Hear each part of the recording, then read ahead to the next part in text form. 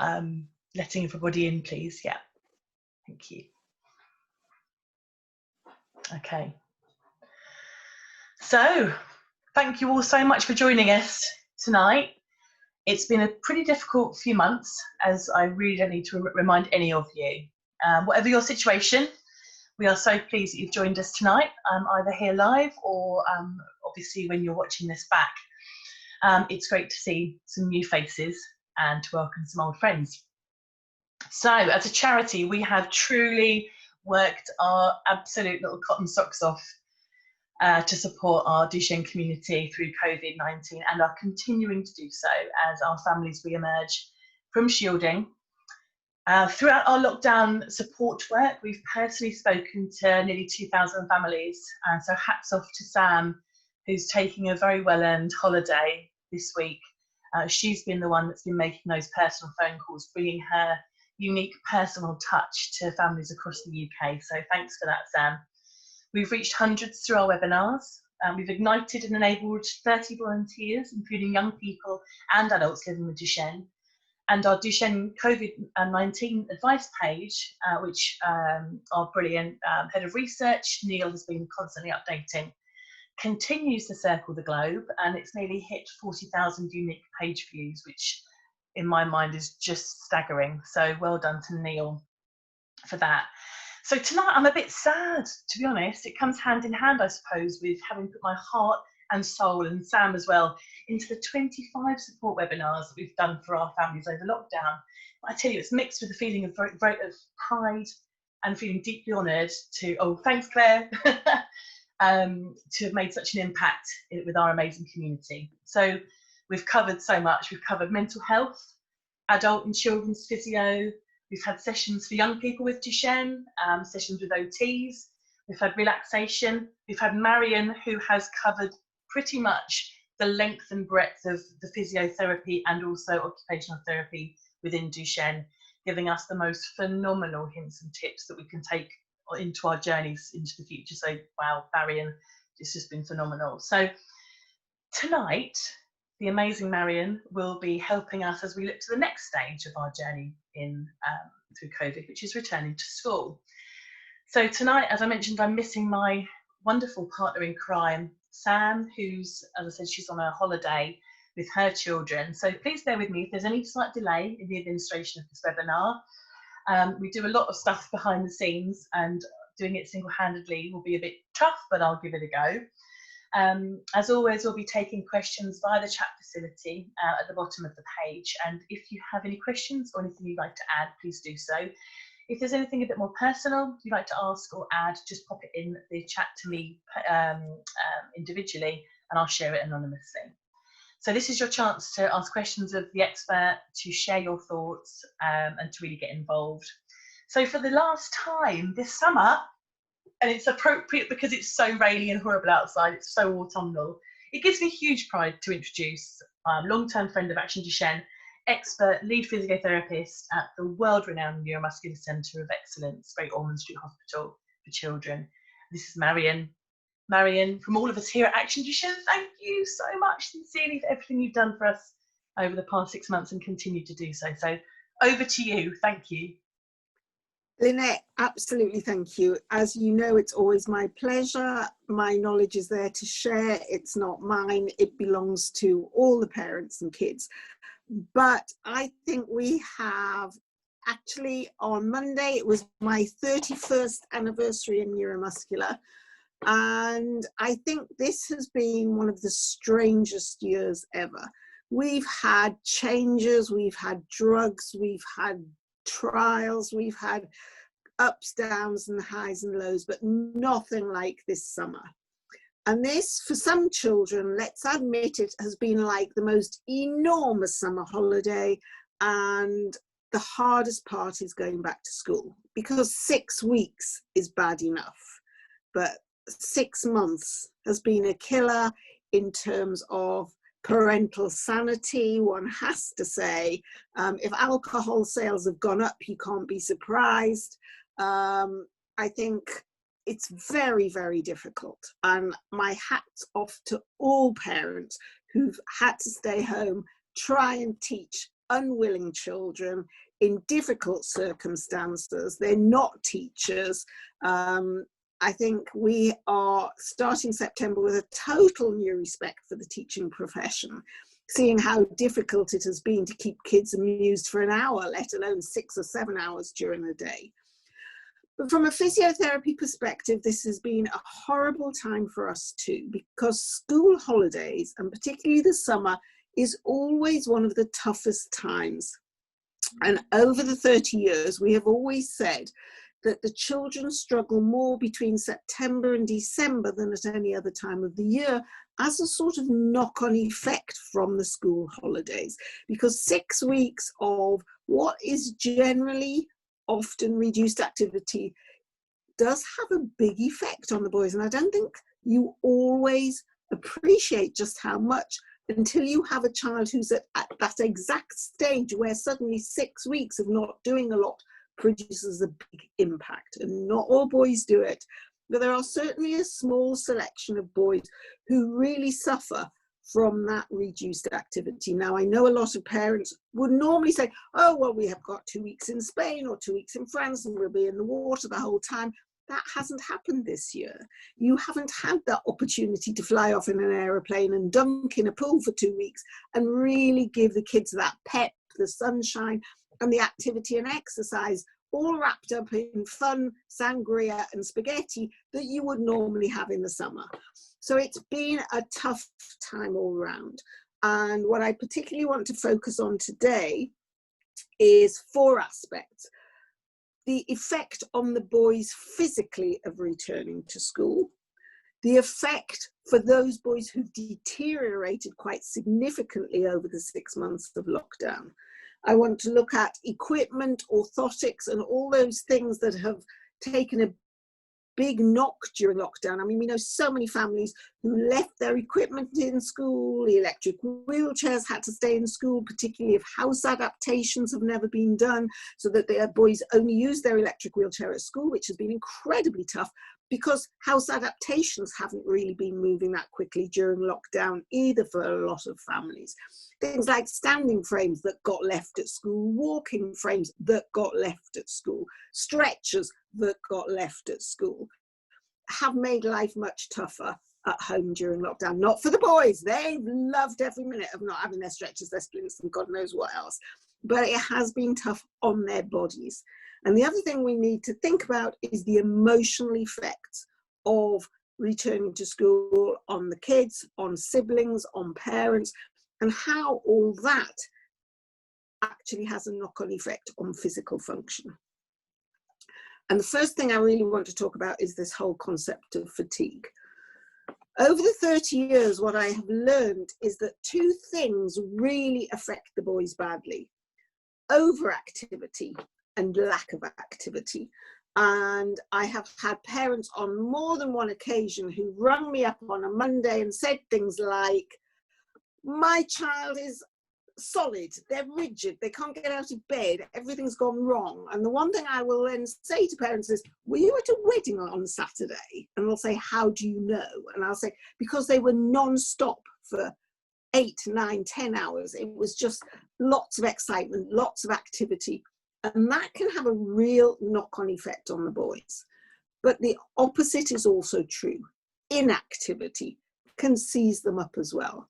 So from being mixed, active and inactive over lockdown, they'll have had periods at home, wandering around, in the garden, back in the house, sitting down, on the internet, and it has at least weather-wise been a beautiful summer, which has at least been a positive to be able to get them outside. But to go back to school and to sit on their little tushies for a whole week of not a lot of activity while the bubbles get sorted, while the EHCPs get back together, while a lot of physios and OTs are not actually being allowed into schools, then we're going to see that at the end of the first week, the boys are actually going to be quite stiff from inactivity, from sitting, from trying to catch up on this 3 months of learning that everybody's talking about. And we're going to have to expect in the first month or so some physical symptoms, some stiffness, maybe some increasing cramps, some extra falls, some tiredness. And we need to be a little sympathetic about that when the boys go back, because actually it's only when you stop school that you realize how active a school day is. The mere fact that you have to get up in the morning, get dressed, have your breakfast, get out for a bus, for transport, into the car, whatever, get to school, have a whiz around in the playground for 10 minutes or whatever it is before you line up. Some of the boys will go straight in. Some of them will be going in their wheelchairs anyway. But even the boys in wheelchairs, it is different amounts of activity. This is totally different from being at home. And even those parents, and there's not many of them, let's get real, who've actually got their kids up at school time, the normal time, and made a total school day around their children. There are a few, but it's not the majority, who've had a set school day. I know there are schools who've literally said, right, 20 to 9, you will be sat in the seat, you will have at least your school tie on, if nothing else, and possibly nothing else. But they try and formalize it a little bit so that there is a difference between Monday to Friday and Saturday and Sunday. Every boy is different. Every situation has been different. Every school is different. And lockdown has not been the same for everyone. There may be an only child, which is much, much harder than children who've got siblings, because at least you weren't the only one there. And in lockdown, being an only sibling or an only child has been even harder for those kids than others. And one of the things that we've often said with the young boys is that even if they're not doing formal exercise, just running around in the garden with brothers and sisters, playing football with brothers and sisters is activity. And there is a limit, I know, to how much football and games that mummy and daddy can play outside when it's an only child. And as I said at the beginning, I have every sympathy with parents who only have to entertain and educate and do the PE and do all the rest that fills a school day and fills a normal day. And how many parents in the normal situation got to the end of 6 weeks summer holidays and thought, thank God it's back to school. Now all the parents are saying, oh my God, I don't want them to go back to school. But from the point of view, as I say, of fatigue, this is a real issue we are going to see. Now, most kids have gone back today, and that is a good start because it ends up being a short week. It's only Wednesday, Thursday, Friday. But we do have to think that maybe next week, when we have a full week, that we are going to see some symptoms of cramps, fatigues, and even stiffness and difficulties that we maybe haven't seen for some time. So what we're going to have to do is try and keep the boys mobile. It may be getting in the bath. It may be, if the weather perks up over weekends, that you can get into the hot tub and get them unstiffened. Because irrespective of what they were doing during lockdown, school is going to be yet another transition into a physical environment that is quite different from what they've been used to for the last 6 months. And it is 6 months. I mean, we are talking about end of March. So it is nearly 6 months. It's certainly 5.5 months these boys have not been at school. So we have to think about also, so that's fine, what's going to happen about PE? It's hard enough that they're talking about keeping the kids in the classroom, keeping them in bubbles in playgrounds. What's going to happen in situations where they go into a hall for PE because they're all staying in the classroom? A lot of kids are staying in one classroom. So what's going to happen for PE? What's going to happen for exercise? If the weather's horrible, where are they going to go? They can't all go out onto a field or into a playground to do PE. So that what we are going to be seeing is a lot of change. And already I know among our boys at Great Ormond Street, we have seen several who have struggled over lockdown to stay on their feet. And this has been a fact of lockdown, that deterioration has become quite obvious. Now, not everybody's going to deteriorate. There are always those boys who are going to be fairly stable, but we still have to think about the stiffness and the problems that they will encounter and the change in the environment that they're suddenly going to find. So we need to get into the idea of back to stretches, back to activity, back to exercise. We need to think in terms of what is going to happen community-wise, locally. So we need to think about the physio and OT, and it depends, as I say, on the school, but we have heard that quite a lot of physios and OTs are being banned from going into schools. That they will not be able to go and do the hands-on, and not only will they not be allowed to go in and do hands-on, it means that TAs are not being taught stretches, particularly if it's new TAs or new schools, that systems are not going to be taught, but also equipment, seats, standing frames, anything at school that needs adjusting is not going to be done either if the OTs cannot go in or the physios cannot go in once the boys are back at school.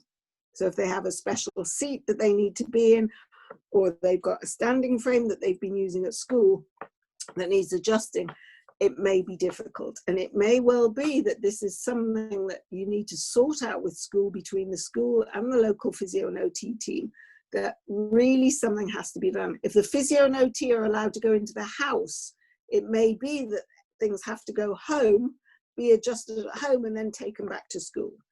So it's going to be quite a palaver to get all the equipment sorted out, and to get programs sorted out, and to get training of TAs sorted out. Lynnette, I think I saw some questions coming up. You did. Lovely Claire has asked a question. So her youngest Tom is a full-time wheelchair user. He's in a special school, and the support staff were carrying out his physiotherapy program. So Claire's asked, is it reasonable for that to continue in line with the EHCP plan?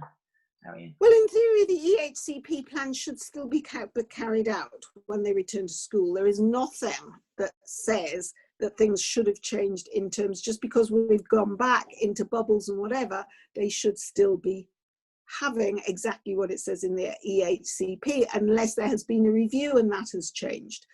If they were having it before, the only thing that we have to appreciate, not many of the boys will have had full reassessments either locally or their local neuromuscular service since lockdown, not on a face-to-face basis, and you may not know where the emphasis should be placed. It may be that prior to lockdown 5 or 6 months ago, hips were the worst problem, but it might be knees or ankles now. It could be elbows that need to be concentrated on since lockdown.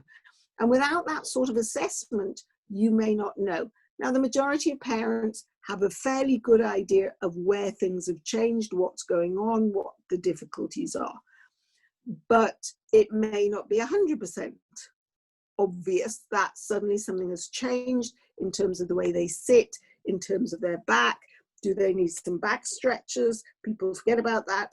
Do they need neck stretches? Have they grown so much that things have changed in terms of their seating? Do they need to think about their position? Have they gone to secondary school where they'll be spending more time on more formal lessons where sitting becomes a totally different part of the day?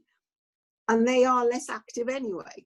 So there are a certain number of children who are going to be going into new schools, even going from infant into junior, or from nursery into infant schools. So we have to think that there's a lot of changes, but the EHCP should not, unless there has been a review, be different from how it was prior to lockdown.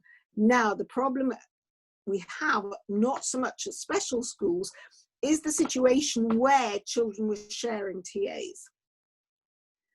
And that is fine if the TA is in a classroom or is with a bubble. But what some parents are concerned about is that the TAs are being shared around the school, and that really is not an option, because you cannot have a TA moving from one bubble to another because there's another TA missing and that child hasn't got someone. That is where you get the spreads, when people are moving around too much.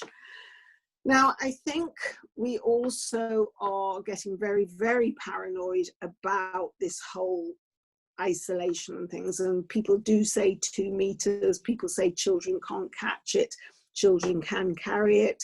We know, and this has worried me greatly during lockdown, that while parents are very, very worried about children catching things, and this is more for me for the teenage boys with Duchenne, particularly the non-ambulant boys are worried about catching COVID.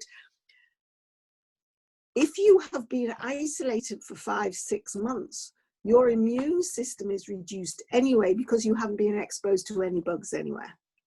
And I am very, very concerned, not that these boys go out and catch COVID, but they get flus and coughs and colds and all sorts of other bugs and nasties because they just have spent so long being away from the bugs that it's suddenly, woo, dinner, and in the bugs go, and off these kids go with all sorts of other things.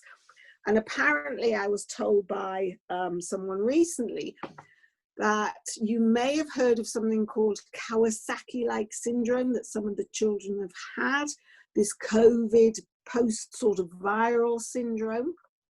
And what a study found was that when they were testing for the antibodies, the children also had antibodies to quite a lot of other bugs, which they weren't expecting. So in other words, the children were getting attacked by lots of nasties after lockdown. So it's also about making sure that we do get some contact with brothers and sisters, with families, that we try and build up this immune system so that by the time it comes to winter, and when winter really sets in, we're not hit with everything. And as I say, that's more of a concern of some of the older boys, some of the weaker boys, certainly some of the boys who are on ventilation. And we need to consider that we don't want to keep them hidden away completely. And I understand, I seriously understand, because I have a son with a serious medical condition, that we do want to keep them hidden, but we've got to build up these immune systems again. We forget that in the normal situation, we've got coughs, we've got colds. We are so paranoid now. We hand gel to the point where I think I've become an alcoholic. You know, I think I've imbibed through my skin so much alcohol that we're so clean now that we never were before. We didn't think about a million times hand washing and catching flu bugs and D&V and all the other things we used to get and think it's a fact of life. Now it suddenly isn't. And we're totally, totally paranoid about hands and all the rest, which is good. But on the other hand, is it good for other bugs and other things that are going on? So Marion, with that in mind, as parents, what advice would you give us to, alongside obviously allowing them to be kind of in front of these bugs, but what would you advise us to minimise the risk of it becoming dangerous, really, for our lives? I think we need firstly to make sure everybody gets their flu jabs. Okay. I think that's really important, and it may even be that people want to get them slightly earlier this year than normal, because you just don't want to wait for things to go. But I think what we've got to appreciate is that a lot of parents have told us, I mean, we see not only Duchenne, but we see around 2,000 kids a year just in our team at Great Ormond Street. How many parents have told us they don't want their kids to go back to school? But more worrying for me is how many kids don't want to go back to school. And we've got to try and build up some of the positive side of getting back out there and getting the odd bug landing on us and actually getting through this altogether. Now, I have travelled from my home by tube almost every day during lockdown, certainly the vast majority of lockdown, on the tube with a lot of morons. Let's get real. My favourite are probably the ones that wear their masks under their nose or under their chin, which is great. It seems a really effective place to have it. You come and plonk themselves down right next to you on the tube, coughing and spluttering all over you. Oh my God, it's finished me off. And I work in hospital, and people have said, oh, we don't want to come to the hospital, we're going to catch everything. I can guarantee in the 5 months of lockdown, all the kids who've come into us, and there have still been quite a lot, not a soul has caught a thing from coming to the hospital, and nor have we as a team within the neuromuscular team, and nor has any parent. So hospitals are not unsafe. Not like everybody said. A lot of people said, oh, I'm not coming to my appointment, it's really unsafe. Actually, we are probably better than the vast majority. What is unsafe is traveling there. But I think we do have to get out there. We have to get out in the fresh air. It has surprised me how many people have not even been outside in the street, in the park, because outside in the fresh air, you are least at risk. You do realize that those bugs are much more likely to be in your home one way or another, whether they've come in through somebody arriving, the post arriving. Houses to me are toxic. Unless you let the fresh air in every day, you know, we don't clean the curtains every day. We don't wash our walls down every day. So if you've got a cough and cold and you've got your soft furnishings, let's get real. We do not clean our soft furnishings, our carpets and our curtains every day. We're not washing them like we wash our clothes. We're not washing them like we wash our hands. So to me, houses are much more toxic than being out in the park. And it has surprised me how many people said, oh, I haven't even been past the end of the garden gate. And I'm just thinking, out in the fresh air is really not a great risk. So we just need to get out there. We need to breathe a bit of fresh air. We need to get to parks. We don't need to be on top of the person next to us. I do also believe, and I think we have to accept, these are high level professionals. Teachers don't want to catch it either. They don't want the kids to catch it. And so they are going to be equally careful as we are in hospital about making sure everything is safe. Marion, we've had a few questions coming in. I've also just spotted, I think your bandwidth was going a bit skew, but I think it's come back now. Oh, was so if we lose you, then obviously we'll get you back. I hope not. I've already, BT have already upgraded me, so I'm not sure what else they do. I know.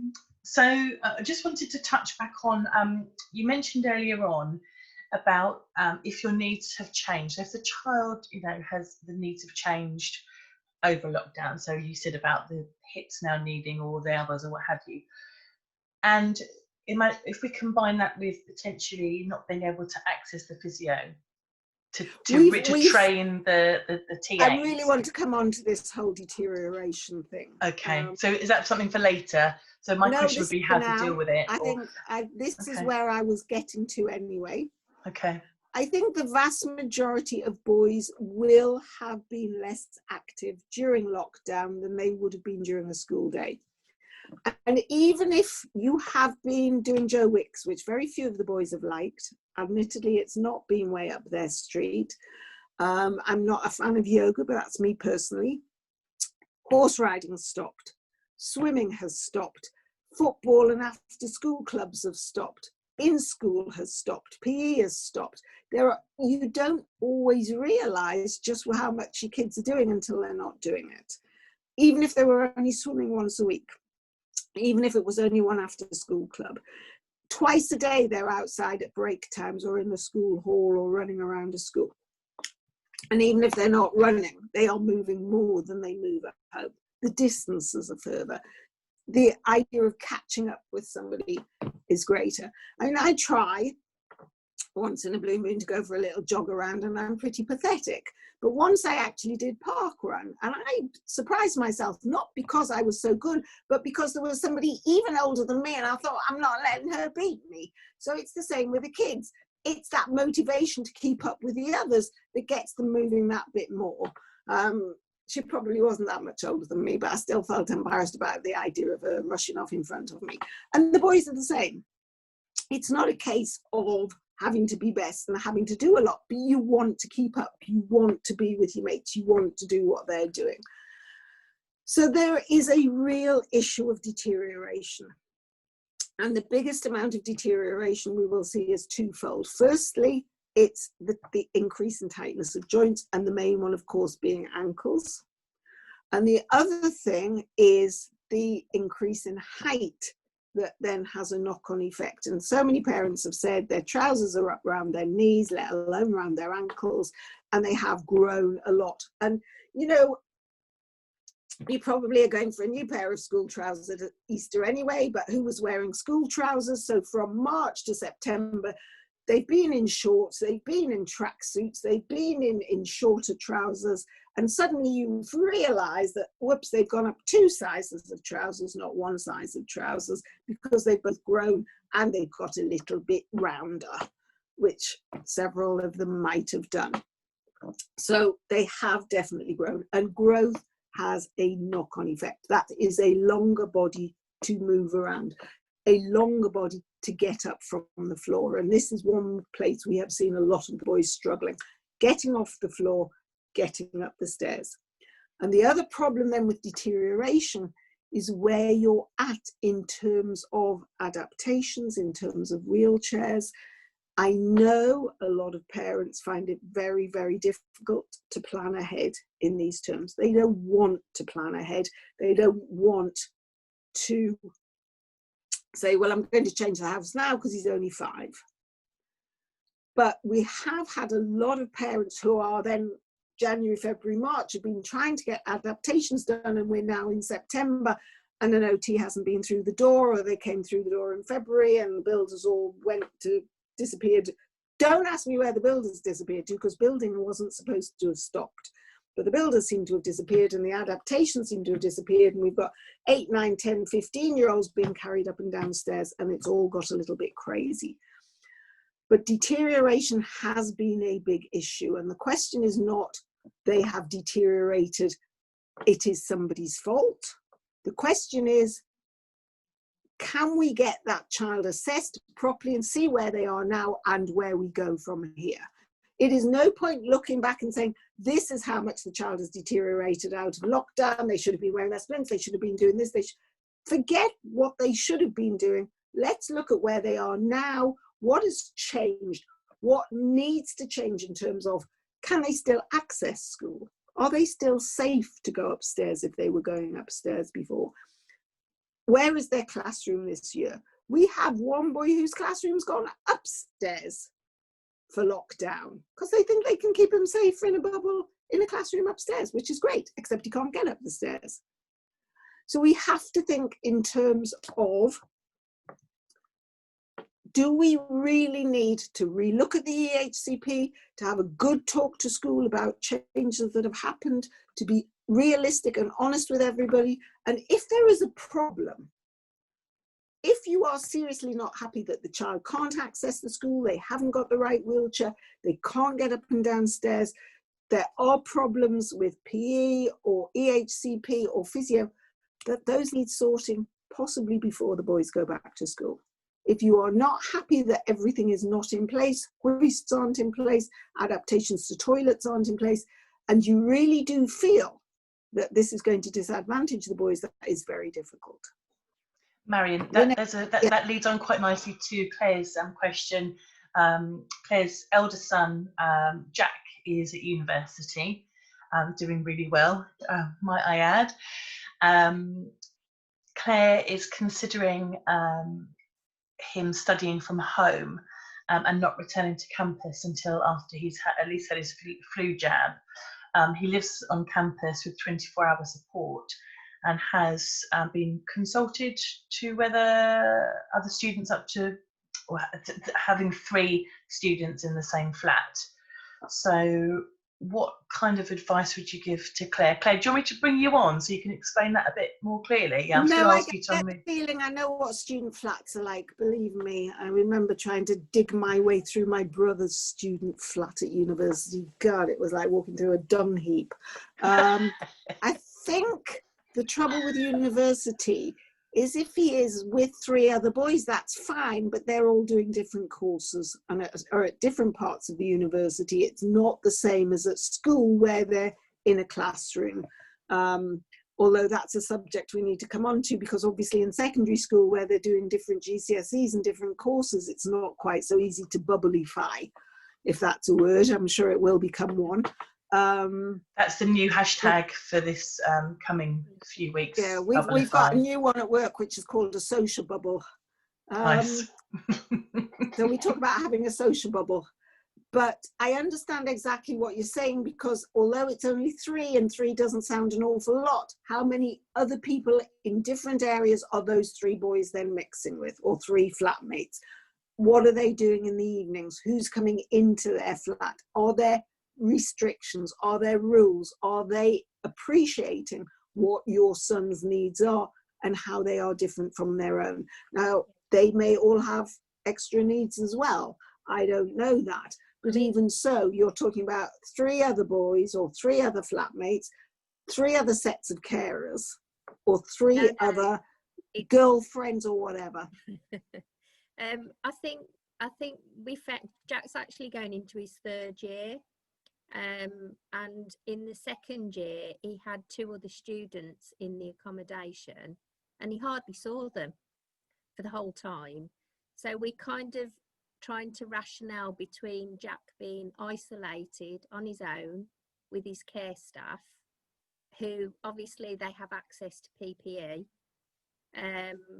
Jack's sensible enough to be able to balance that issue, and university have been really good from the point of view of consulting him and asking him what he feels comfortable with. And I think Jack's basically written off the next semester. I think this goes back to what we were saying about getting a little bit of immunity. Yeah. I have to be honest, I hope nobody apart from Jose, who is a culprit as well. We have an office where we sit physios, and we have a little notice on our door saying 1 person can work in this office. And there's 4 computers and 4 of us. And there isn't a day goes by that there isn't a minimum of 3 of us sitting in this office that has a big notice on the door saying only 1 person can work. And do you know how we've got around that? 1 person works and the other 3 talk. So that there's only 1 person actually working. And that's how we've decided we've got around that problem. But we are there, we're all there. We mask when we're not drinking. So we've mostly got a cup of coffee in our hand the whole time. We have been doing this for 5 months. As I say, we're a team of 7. And I have to say, nobody has gone down with it. And it is a case of being sensible. Now, we don't all sit in the staff room with masks on because you sit in the staff room to eat. We are always masked with the kids. Although I have to tell you, infection control, and this is national and this is not GOS, these things are done on a national level usually, we're not gloving anymore. Because we had got to the stage, and I'm not sure if everybody's aware, we had reduced our glove wear. There was a study done actually at GOS that showed that clean hands were better than dirty gloves. And this is the same with Joe Public. If you see Joe Public out in their gloves in the supermarket, they're probably the dirtiest thing in the whole world because they've touched absolutely everything. They don't take them off properly. I have seen somebody actually doing that to get the glove off, which, oh God, I wouldn't do that at the best time, stick it in my mouth and take it off. But it's about being sensible. And I think Jack has to think what's going to work for him. If in communal areas, when they're not eating, they're prepared to mask the other students. If they want to stay in their little dung heaps for a lot of the time and not be too close, that they are aware of his needs. I think this is where you have to think, is this not a better time to go back than in December, January, when there are many more bugs and things around? So this is what I'm saying to parents. Is it better to go back now in September while the weather's still reasonable, while there's not so much flu and other bugs going around, than wait till December, build up some immunity now, than wait till December, January, when the weather's horrible and there is more flu around? So I better crack on with my PPE, with which we've had serious issues with because Jack's been issued with a cough assist. And I can't AGPs. tell you how complicated that has been. Oh, believe me, yeah. I do know. Yes, I'm sure you do. We do know. People may be aware of something called room air changes. When you have an AGP, which is an aerosol generating procedure, let me just explain. If people aren't aware, and not everybody is aware, we talk about this thing being microscopic. And so it can get through your mask. No, it can only fly around attached to a droplet of something like, breath, the sort of little water droplets and fluid droplets in your breath. So this is why coughs and sneezes are going to spread it around. And even talking, as you know, when you see steam coming out of your mouth in a cold weather, even talking, if you're shouting, and I love the people who shout into their phones, and I'm thinking, you're worse than coughing and sneezing. But that's how they travel in little droplets. That's why masks are supposed to help. That's why they're supposed to be waterproof, which are the most vile of the lot. That's why a visor can at least help some. And I do think that a visor is quite a nice idea if there's a problem with masks, or wearing a visor and a mask.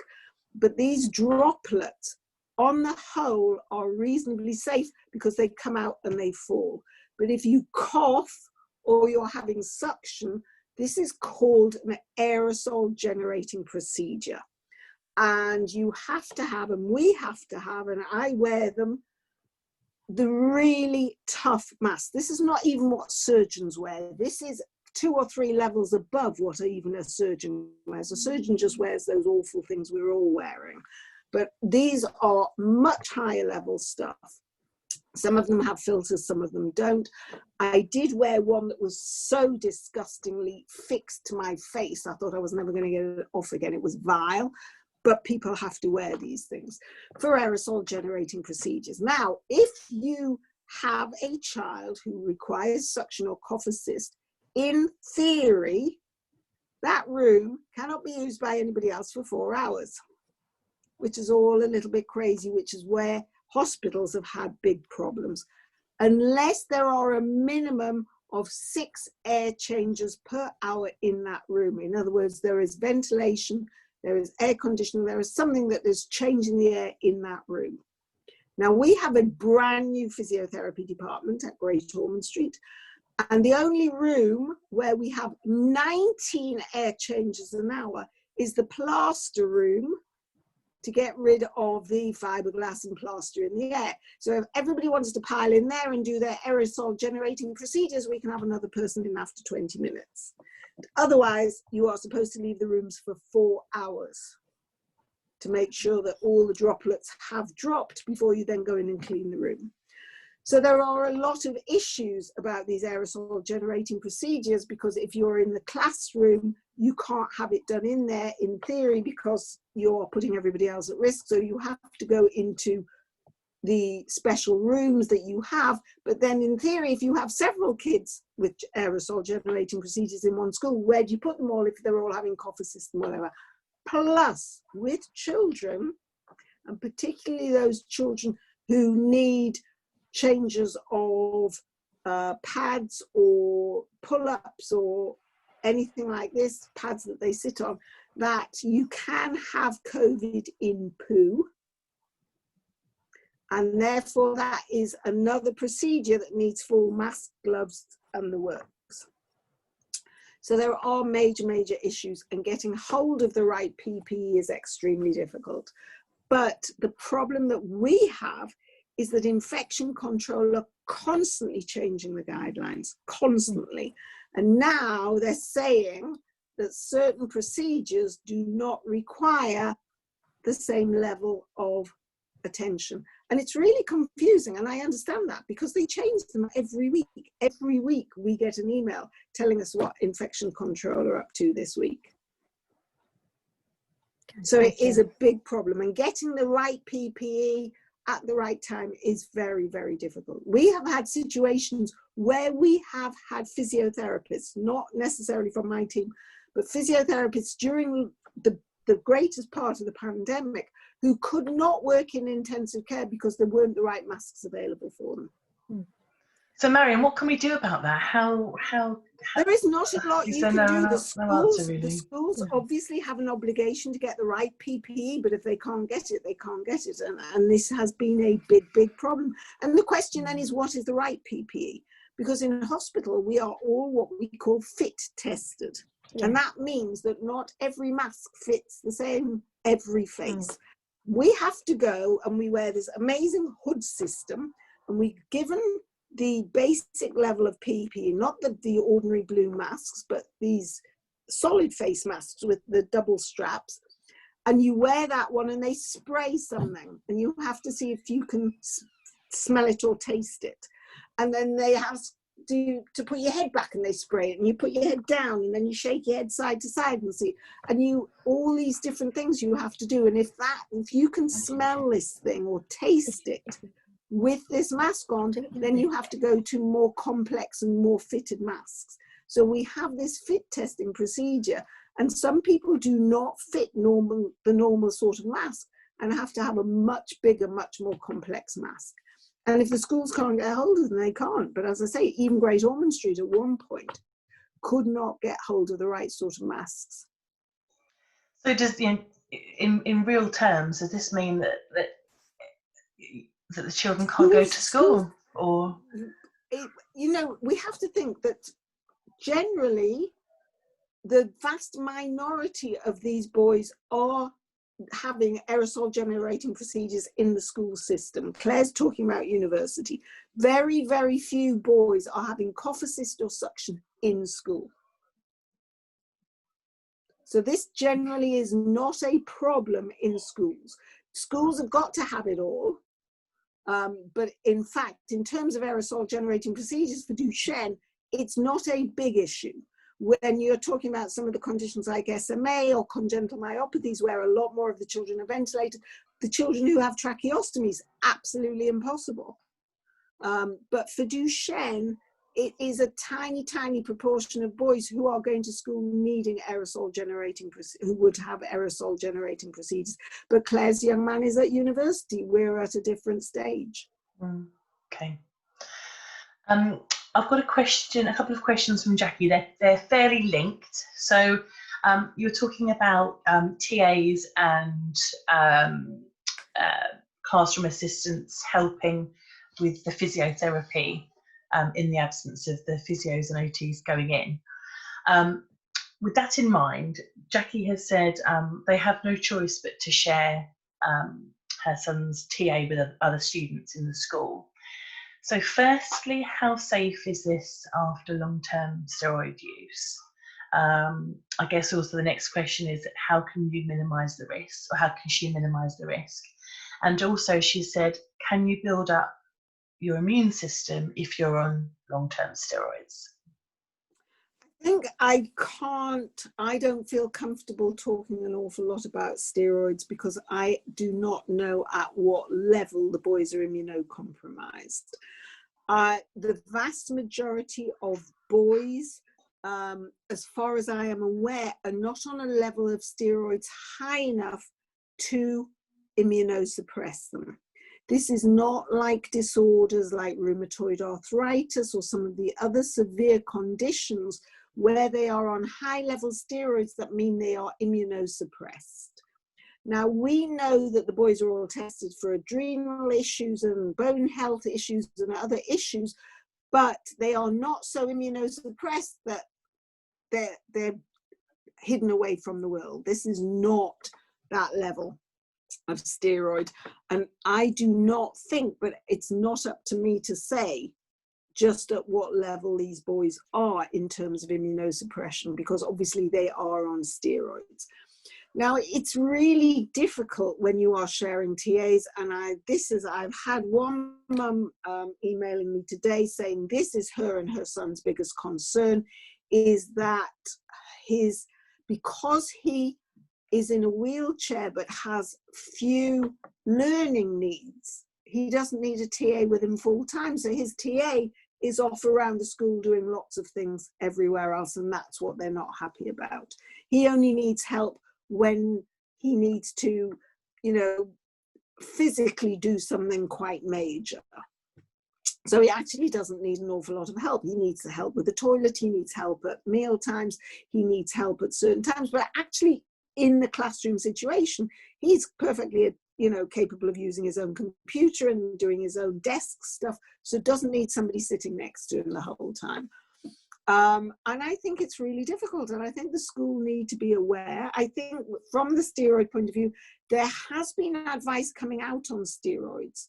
I don't know where that advice is accessible, but I know that the North Star Clinical Network were sharing information about steroids and COVID recently. So I'm sure that is probably available to Action Duchenne, that there is steroid advice around. And I know there was a whole thing about steroids and emergency situations. where Yeah. parents were being given advice about emergency situations, and that's all been put in writing for parents.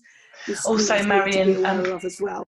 I've just dropped a link in there. I don't know if everyone's aware that the conference this year, the Action Duchenne International Conference, is taking place virtually this year. So everyone will be able to access that 14th and 15th of November.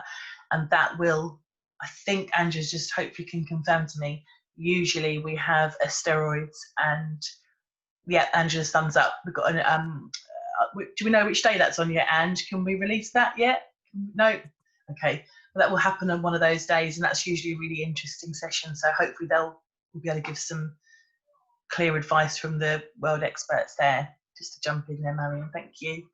But I don't feel qualified to talk about what level of steroids the boys are on and what precautions the school particularly needs to take in terms of their steroids more than anything else. Again, I am not aware of having heard of any boy catching COVID, but everybody's been so careful.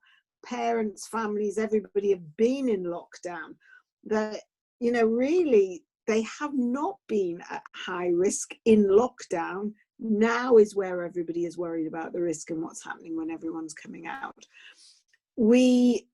I think as a country have done remarkably well over the last 6 weeks. I know there are parts of the country that have gone back into lockdown, but I think as a country as a whole, I think everybody thought that suddenly August, which is interesting, that we were going to go shooting off again like Spain or France or some of the other countries that, you know, all their rates went down and then suddenly have gone shooting up. I mean, Spain's gone up horrifically, probably the Brits taking it over there. But to be honest, I think we have done remarkably well at keeping our numbers down during August, because everybody said it was all going to go shooting off when they let lockdown out. Now, I know there are, you know, 10,000 nerds in Trafalgar Square at the weekend. Well, as far as I'm concerned, they may do whatever they like. That's their freedom, that's their right. But I want them to sign a piece of paper saying I will not go into hospital if I get symptoms, because I don't think it's important. Because I think we need to protect our NHS staff and all those people who have been in lockdown and might get sick. So that's fine if 10,000 people want to congregate in Trafalgar Square. Just all write a piece of paper saying, just don't take me to A&E if I'm dying of COVID. But I think we have done remarkably well as a country. I think generally most people are very aware that people do want to socially distance, do need to isolate. And as I say, no school wants to be seen to be spreading the pandemic, spreading problems, causing children to be sick or causing families to be sick. So while it's really difficult for parents sending their kids back to school, I think we do have to accept that schools are doing as much as they can within the limits of ability that they are possibly doing. Some schools are doing better than others. Some schools are smaller than others. I think the smaller schools do have an advantage, that they have less people to isolate. You know, if you have a 6th form entry school and a 2th form entry school, it's got to be a lot easier to keep a lid on things in a 2th form entry school than in a 6th form entry school. But I think the schools are doing okay, and we need to put a bit of faith in them and to think that they will keep our kids safe. I mean, they tend to try and keep our kids safe at the best of times. And we do need to have a little bit of faith. These teachers don't want it any more than anybody else. A lot of these teachers have their own kids, their own parents, their own situations where they want to avoid COVID as well. So I think we are being a little unfair. I think the other thing that I really am concerned about, and I think we need to help the kids, is get over not only the fear, but I think there are a lot of boys, and I don't think this is just Duchenne, I think there's a lot of kids with extra needs, and I won't say special needs, they're not all special needs, they're extra needs, who actually have too much enjoyed being home. They've too much enjoyed the attention. They've too much liked the lifestyle of not having to get up and go to school. But what worries me more with a lot of these kids is how many of them don't actually like school. Yes, they like being with their friends. Yes, they like certain aspects, but they still feel excluded through parts of school. They still feel left out in PE. They still feel the lesser child in the playground, and they still don't, you know, we still have kids who are bullied. People try and ignore it, but I still think there are kids who are bullied. I know one young man who comes to us who feels he is bullied by one of his TAs. Horrible situation where the kid hasn't wanted to go to school in the past, and that was before COVID, that we have tried to address, even by looking at other schools for him.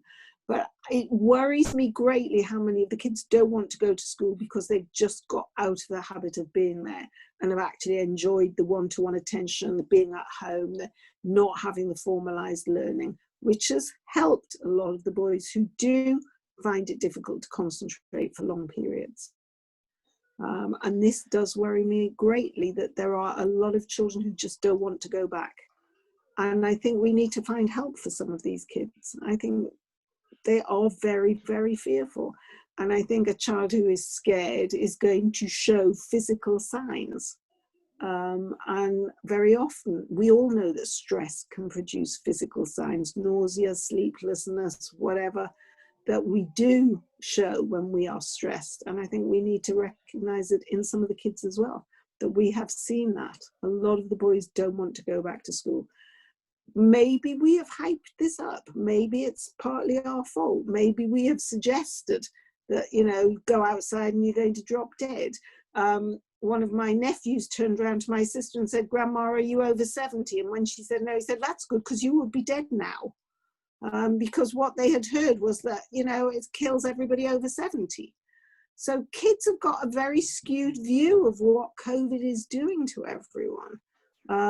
And we need to talk about it to them. We need to reassure them. We forget that their fear is as much, if not greater, than their parents, their siblings, and everyone else. The siblings may be desperate to get back. That's another issue, that the siblings want to go back.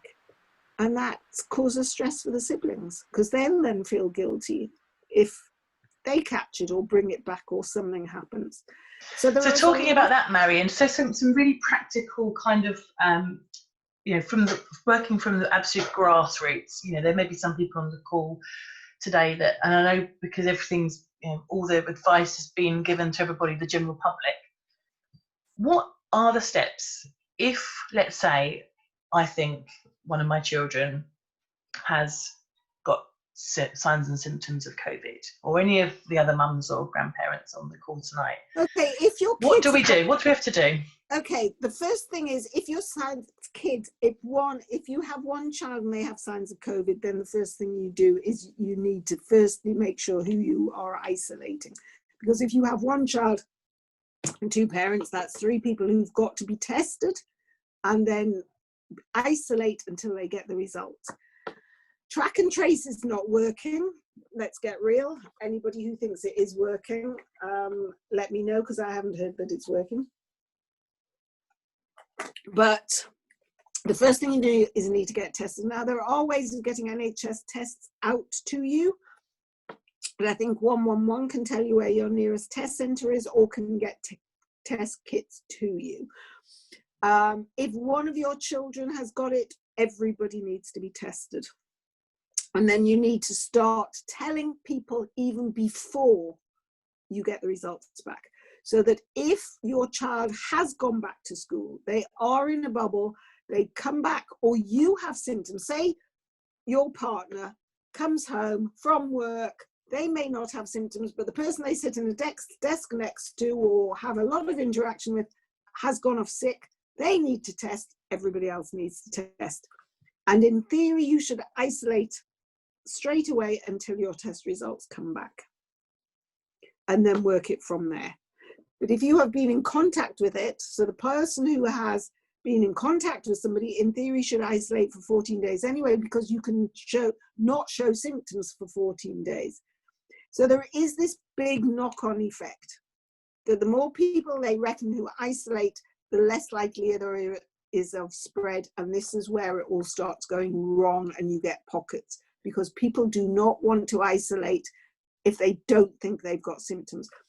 Now, there is a little bit of sense and sensibility about all this. You have to have been in relatively close proximity to someone for a minimum of 15 minutes. This is not the person you walk past in the street. This is not somebody who is in a shop that you've handed over, you know, you've been in a supermarket and it's the supermarket checkout person. You need to have been in close proximity with someone for around 15 minutes in the same room before track and trace in theory should kick in and tell you you need to go and be tested. So this is not, you've walked past somebody in the street, you've sat in the same tube car, whatever. So in theory, the quicker more people isolate, the quicker you will keep a lid on things. But 14 days is not easy. You know, if one person is showing symptoms in a school, you can knock the whole class out, including the teachers, for 2 weeks. And I guess our lads and lasses who need care and help, it's very difficult to isolate anyway, particularly if you've got multiple parents working or single parents and multiple children. Well, and the whole furlough scheme stopping, and yeah. you know, financially it's been a big strain for a lot of people. My daughter was made redundant, which was a bit unfair because she wasn't furloughed. She worked from home and then she was told she was made redundant. She said she'd rather have been furloughed than done all this work for them, but she was made redundant, and it's not an easy time to find a job. You know, when you've got financial responsibilities, there is a limit to what benefits and other things will cover. It's really, really tough time. And those people who run their own businesses, the hairdressers of the world and the builders and, you know, the electricians and all these people who basically work for themselves have a big problem. And it's been very, very difficult, very difficult. The only people who've been allowed to work are gardeners, which does then suggest that actually being out in the garden or out in the street is pretty safe. Marion, we've got a variety of questions which I'm going to just work through. So I want the only thing I want to talk first about, Lynnette, is equipment and making sure that the other thing that's happened during lockdown that we need to think about getting back is orthotics, splints. A lot of orthotic services have been out of action. We need to get our splints back. We need to get our feet back into shape. If we're wearing any other orthotics, if we're in CAFOs, very few of the boys are in jackets these days, but there are still some boys who wear spinal jackets. If their cardiac status is not good enough for surgery, they may be in jackets. And really, orthotic teams need to get back into action. And we have had our orthotics teams working throughout. We have had 3 boys with Duchenne go into CAFOs over lockdown. They were all admittedly struggling beforehand, but we've had 3 boys go into CAFOs very successfully, all loving it. But we need to get these orthotic services up and running. They need to get back into action.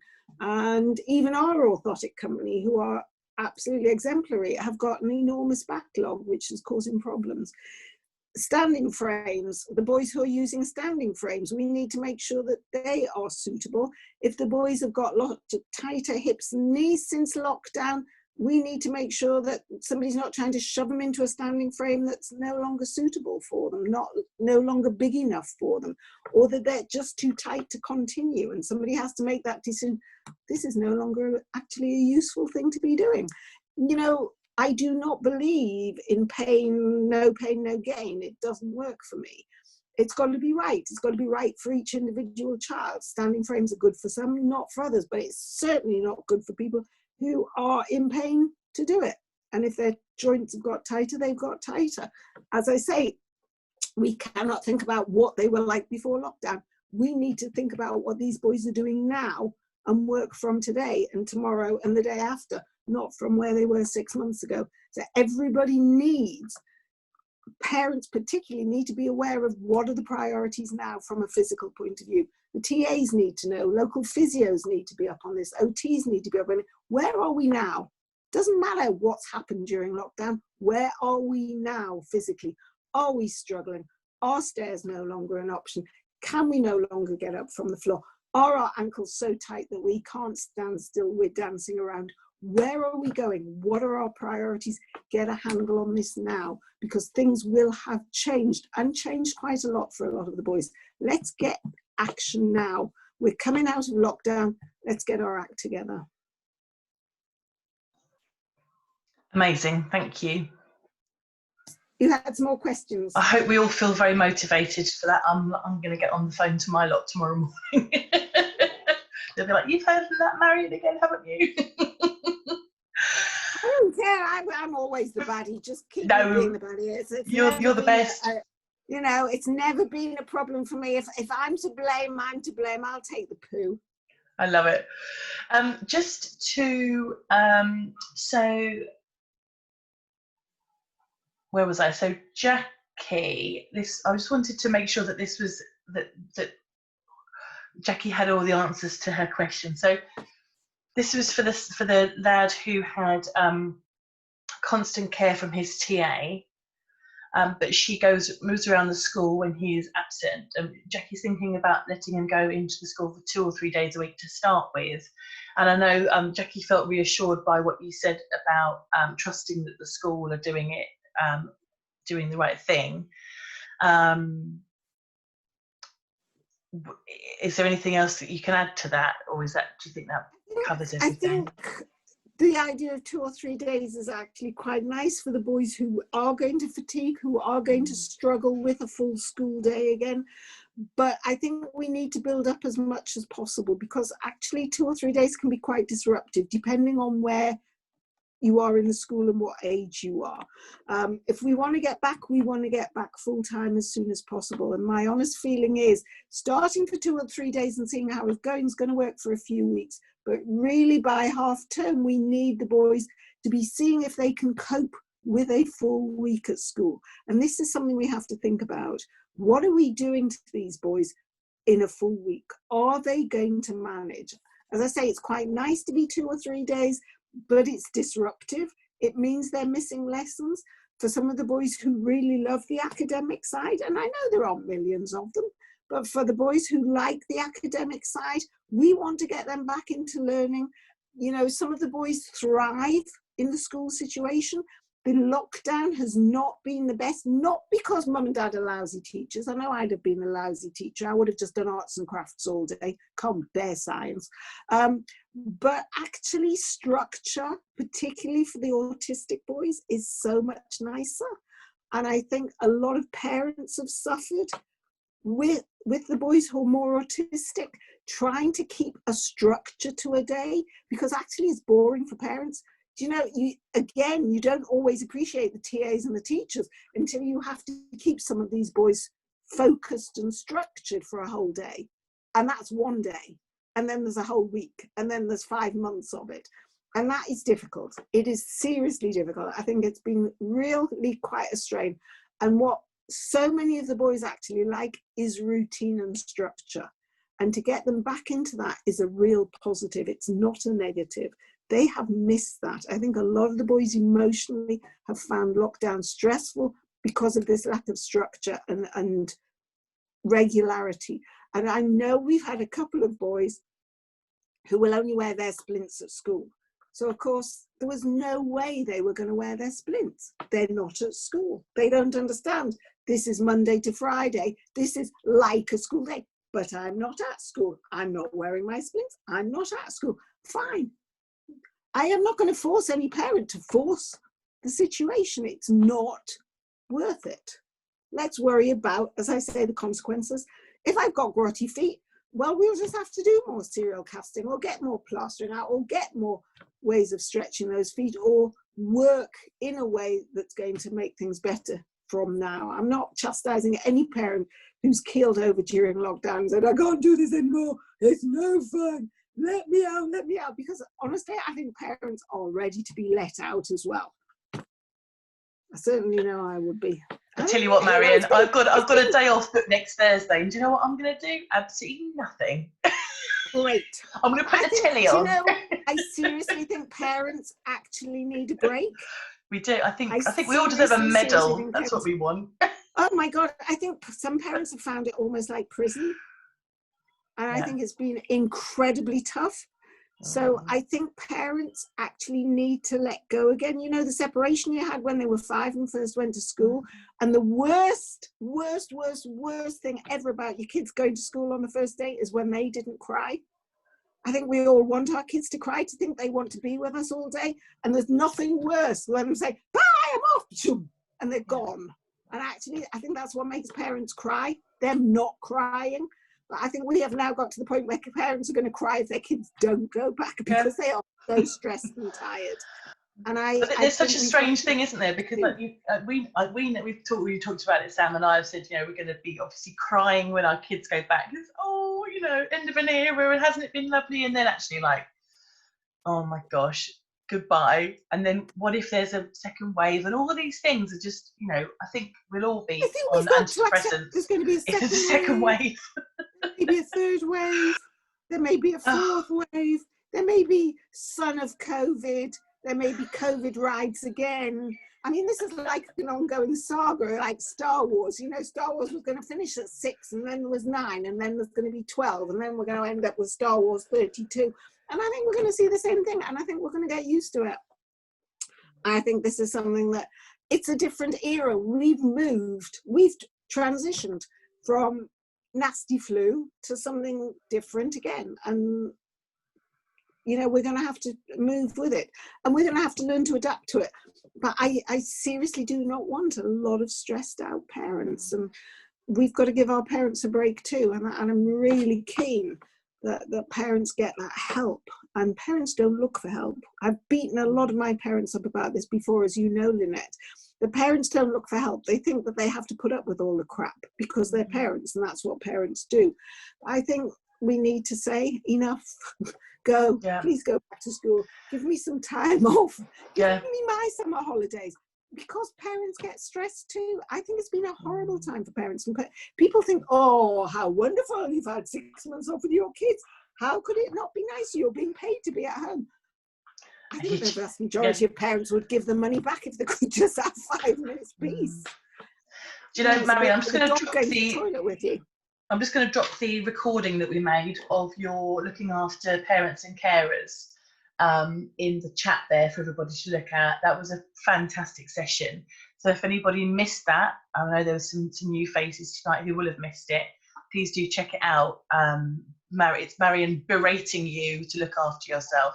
And if you don't do what Marion says, she will come round to your house and she will make you relax and take care of yourself. I do a good line in neck massage. Sorry? I say I do a good line in neck massage. I think, you know, the important thing to remember is there are places there that you can get help and support. That's the upshot of it, isn't it? Certainly the support that we give our families, you know, we're here for everybody. So can the kids. I was looking at the Great Ormond Street website today, particularly before I came here. And I think if you have a paediatric hospital where your children go, they have set up a lot of services for the kids. Go to their websites, go and have a look. And the kids can access these websites and talk about their stress and look for where they can get help. There is a siblings organisation, if you weren't aware of it, called sibs.org.uk for siblings, to help siblings out. There are a lot of places you can go for help, a lot of stuff out there. And I think the message that came across so beautifully from the Great Ormond Street site was, you know, lockdowns happened. A lot of people said they were going to clear out the garage and do the loft and you know, it didn't always happen.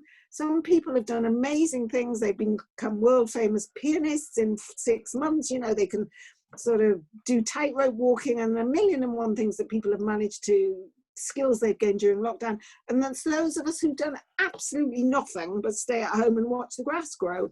And, you know, nobody can chastise themselves. We're not used to this situation. It's something new for all of us. And if lockdown was a big washout and it didn't happen, well, don't chastise yourself. Be nice to yourself. We've got through this. We are at this part of the light at the end of the tunnel. There may be another tunnel coming up, but at least we've got this far, and you know, you've done well to get this far and stay sane. Maybe you haven't, I don't know. Maybe listening to this webinar is proof that you're not actually sane. But, you know, don't chastise yourself. It's been a tough time for everybody. I think the boys have suffered physically. I think they have. It's nobody's fault. It's not a parent fault. I think it is because we are in a different situation, out of our routine, out of our sprints routine, out of our stretching routine, out of our swimming, our horse riding, and everything, as I said, has gone out the window. We can't help but have deteriorated to a point. And it's nobody's fault. As I say, we just have to think, where do we go from here? And be brave about it. Be brave about it. That leads on beautifully to a question from Eva. In school, her youngster sits a lot. So I know we've touched on this before, Marion, and there's some other sessions that I can link you to, Eva, that are going into this in much more detail.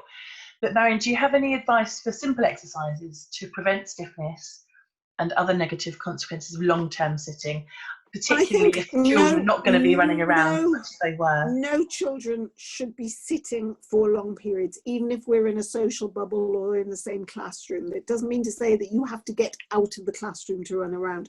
We have always said that, you know, this whole idea of W sitting or sitting to one side or sitting slopping or, you know, slouching or whatever, it doesn't matter how you sit. And I'm watching some of you sitting out there and, you know, it's not beautiful.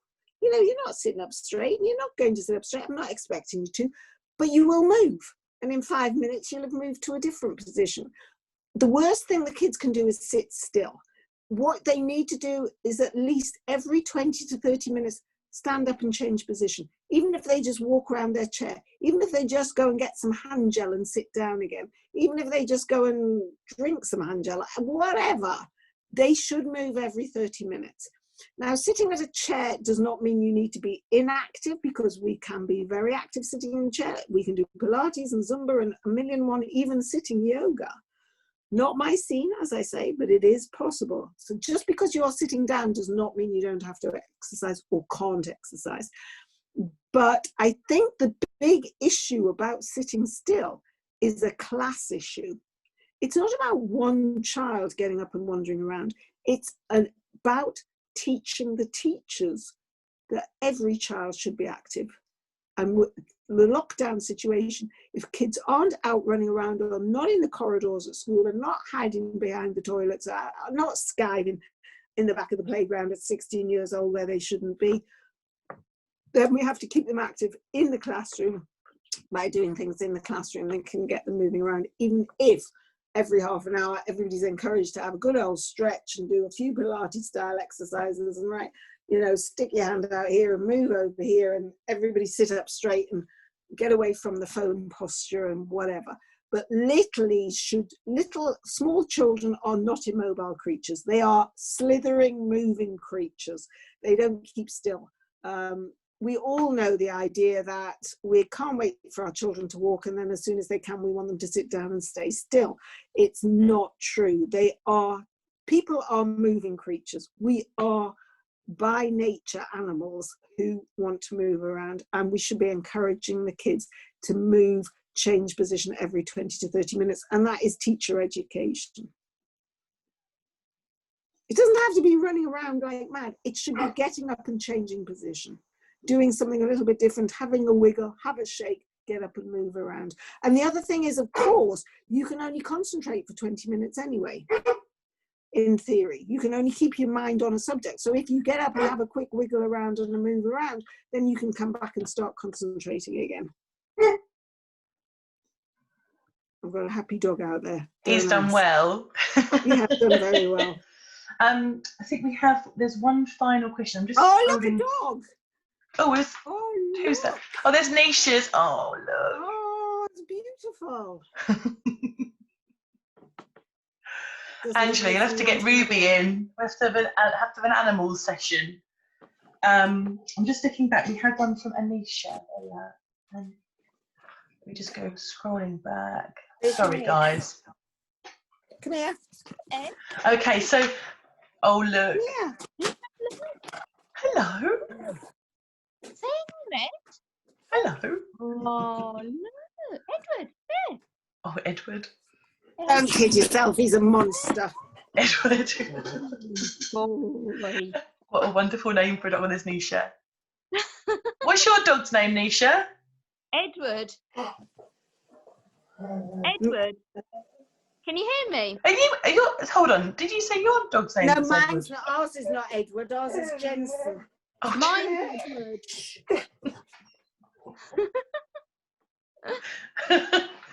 a little aside there, we'll do our song and dance in a minute.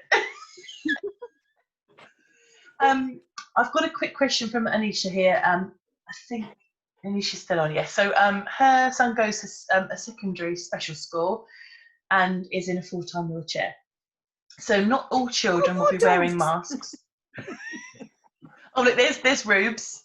Right, Rubes? We have a dog session. We know dogs can get Duchenne. Well, exactly. Maybe we should have a veterinary physio on. Oh my goodness me. That sounds like a conference session, if there was ever to be one.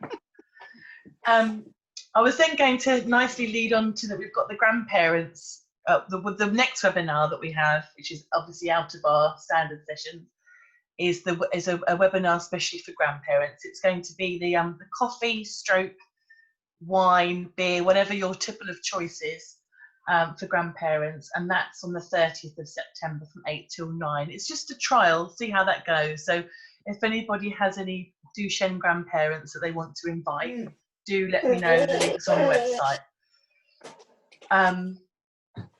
So the question was, so not all children are going to be wearing masks, including her own son, who has complete meltdowns when even the word's mentioned. So his wheelchair obviously has many metal parts, table, knee pad holders, armrests, etc. She's also got a baby who loves to stand by his wheelchair and probably covers it with porridge and other nice slimy things.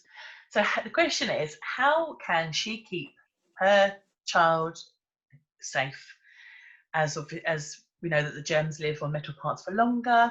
Surely they can't keep wiping down. Firstly, there are other germs out there than COVID.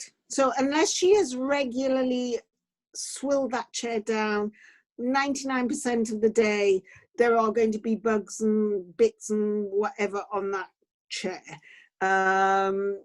Strangely enough, the dog is under the table and I have been giving it a rub, which it loves, and found something that I didn't even want to know what it was. So even the dog can be carrying something. But you can't.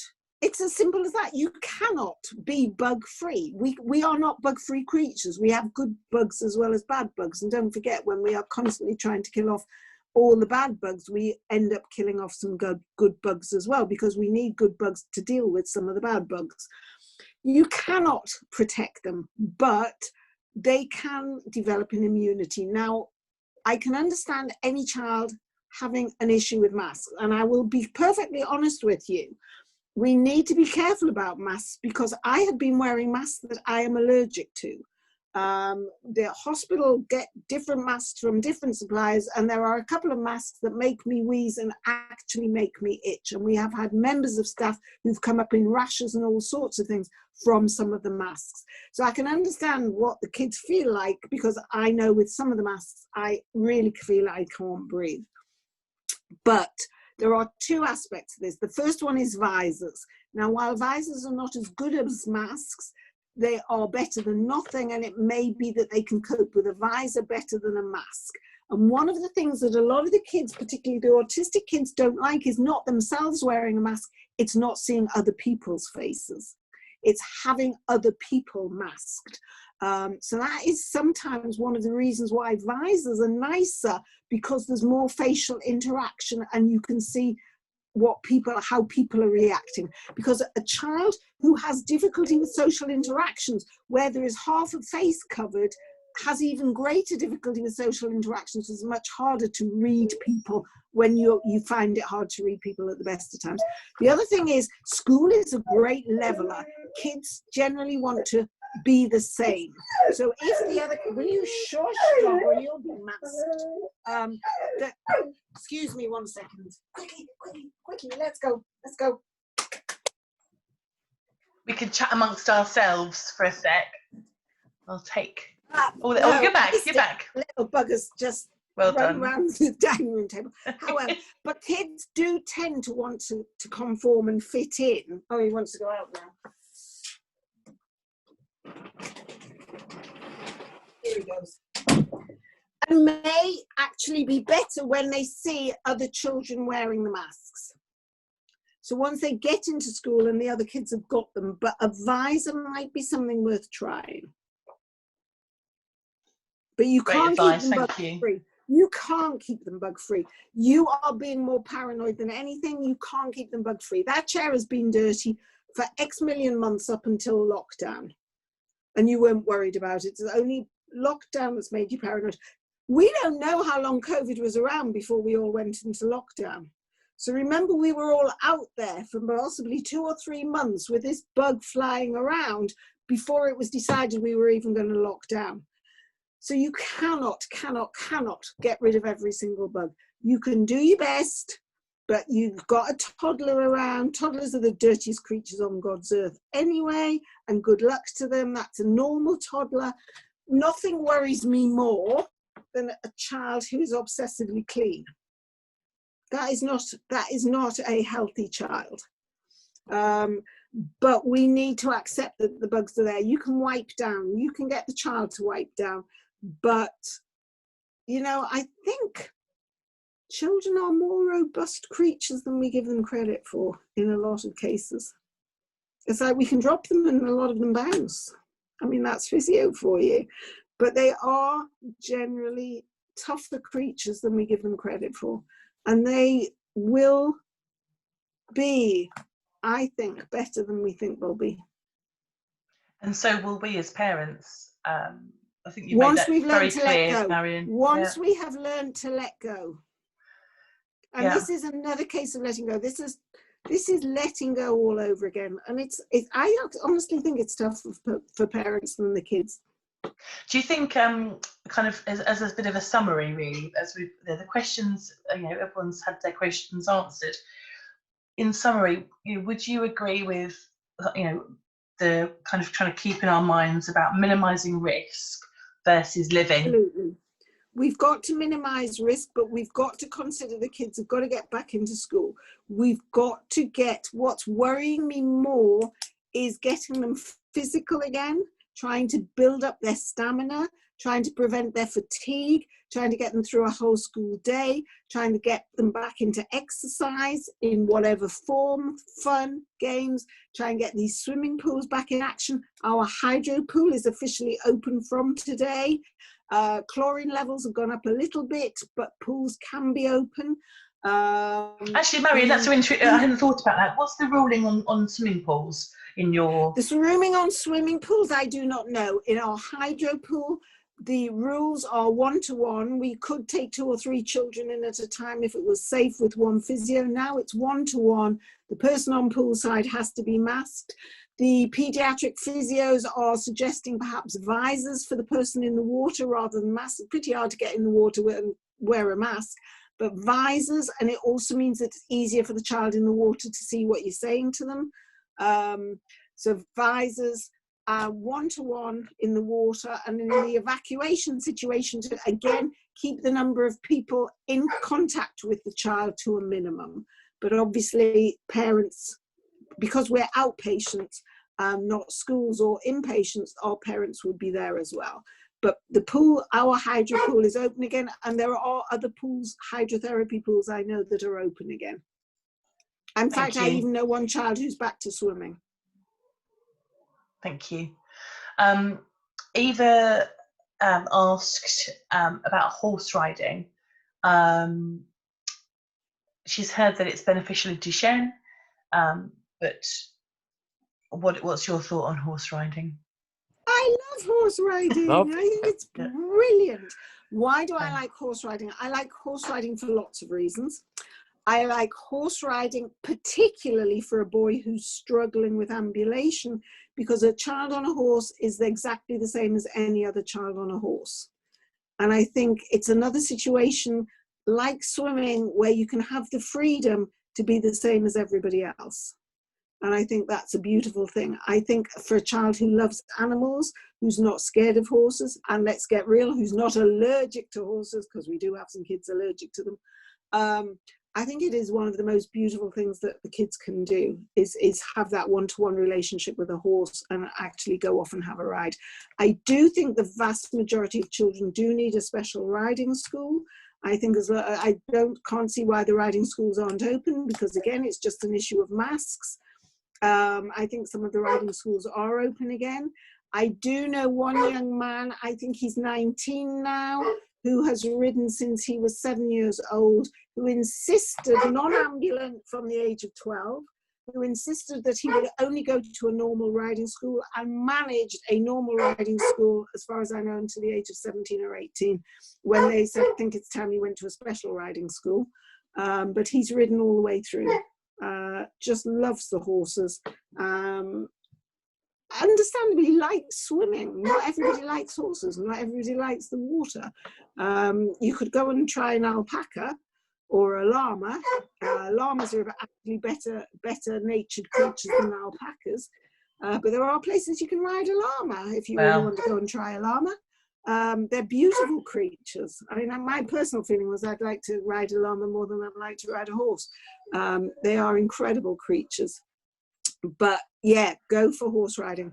I did have many years ago a very crazy physio who should have known better, telling everybody that horse riding was eccentric and don't do it.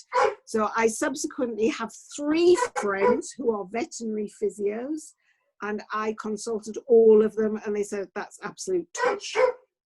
So there we are. Okay.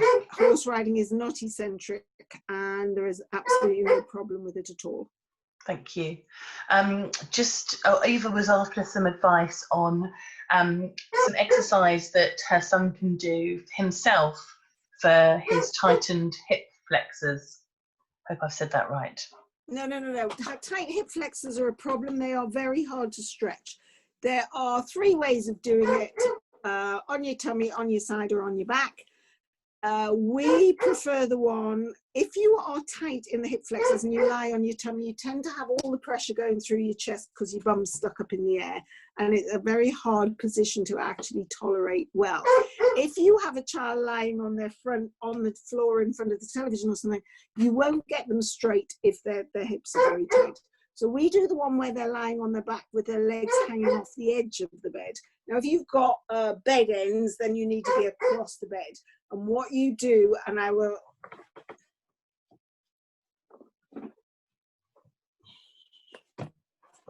Here she is. So you are lying on your back. You've got one knee bent up to your nose and the other one down. So if I stick this leg up to her nose, you can just about get, look, a bit of taping there. Nice bit of taping. I think we did taping. I know I did taping for another webinar. So you've got one knee up towards your chest, one leg down towards the floor. So you want to be legs over the edge of the bed. And this is the stretch we like best. And this is the hip stretch we do now. One of the things that we've got to persuade physios and parents, hip tightness is thought to be a struggling or non-ambulant child. I have 3, 4, and 5-year-olds with hip tightness. Hip tightness can be there from very, very early. People do not appreciate this. So we often start this stretch very early. One leg up, one leg down, make it into games. I've always said that if you're lying over the edge of something, be it the settee or a bed or a chair, you want something under this foot that you can press down on. I see Angela's just about got the right size dog that would work. You could push down on the dog. Cats can be much more passive than dogs. They won't always run away. If you've got a sibling, it might be quite nice to actually sit the sibling down there and see what you can squash. But do make it into games, make it fun. I have a whoopee cushion that I put under here, and they've got to effectively do the of the whoopee cushion so that they know they're squashing properly. But that's quite a nice stretch that the boys can do themselves. but don't necessarily turn them on their tummy to try and stretch their own hips. It's not the nicest or most comfortable or most effective position. Thank And you. it's passive. And you know what I think about passive? Yes. Not a lot. So if anyone... We had a boy in last week whose mummy is set on active stretches. He has to do the work. His ankles are beautiful. I didn't see him, but apparently she is committed to this idea of active stretches, and he's got very good ankles. So something's working. Yeah, and I must admit, Marion, when we were doing Samson stretches, we're one of the people that have stopped a little bit really bad. Slap on the wrist. No, I didn't say that. No, but I'm slapping myself on the wrist. I feel guilty about this. I said, let's forget what's happened over the last 6 months. That's done. No slapping on wrists. Everybody has to do what works for them. Everybody does what works for them. You know, I can sit here and say, do this, this, this, and this. That is advice. That is advice. These are ideas. You take what you want from it. I am not there to force you to do it. I am there to advise you, to tell you what's possible, what's not possible, what we should be trying, what we shouldn't be trying. Everybody has to do their own thing. Works for me and my family too. You give an advice, you take what you want from it. We're all big people. And we all have other things apart from stretches in our lives to put up with. But you know what? When Samson lays on the front and I do the leg lift up the back and then lay him on his side and do that, which one is it? That one, like that. He literally goes, ah.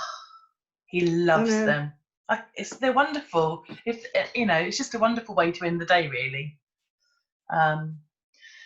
So it's like neck stretches. It sounds horrific, but actually it's lovely. There's nothing that releases the tension in your neck better than a jolly good stretch.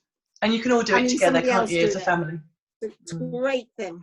Get hold of a head and really give it a good stretch. For ladies, I'm not sure if the men on the thing do it.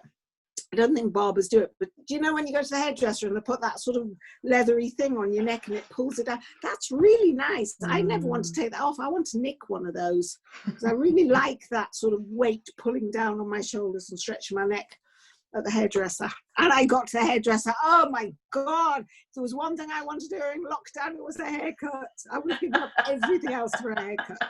So I've been to the hairdresser, and yes, I was in quite close proximity because she was cutting my hair. And I didn't catch anything from her either. So, there are lives out there, Everybody says, oh, the hairdresser and she has to wear a visor. She wasn't wearing a visor. She did wear a mask. And I wore a mask, but it's pretty hard to cut hair around ears when you've got a mask on. That's true. That's true. We've been there. We've done that. I had my hair cut and survived. I'm just going to take everyone off mute now, Marion. Thank you all for joining us. Can you put my dog on mute, please? It's really beginning to annoy me now. What we've got the most wonderful impact specialist working with us, who I've named Helen Impact, who is absolutely delightful, and she's been helping us to develop some questionnaires to get impact on our webinars and how that's affected our community. So please, everybody, expect to receive this through through email when I send you the recording. And if you're watching this back, please feel free to contact me directly via any of our channels, and I'll be very happy to send you the link. The more people we can get to give us feedback and to tell us how our webinars have impacted upon their lives during COVID and beyond, we will be in more of a position to bring more projects to you guys. So I know that Florence wanted to speak to you, Marion. I'm now going to stop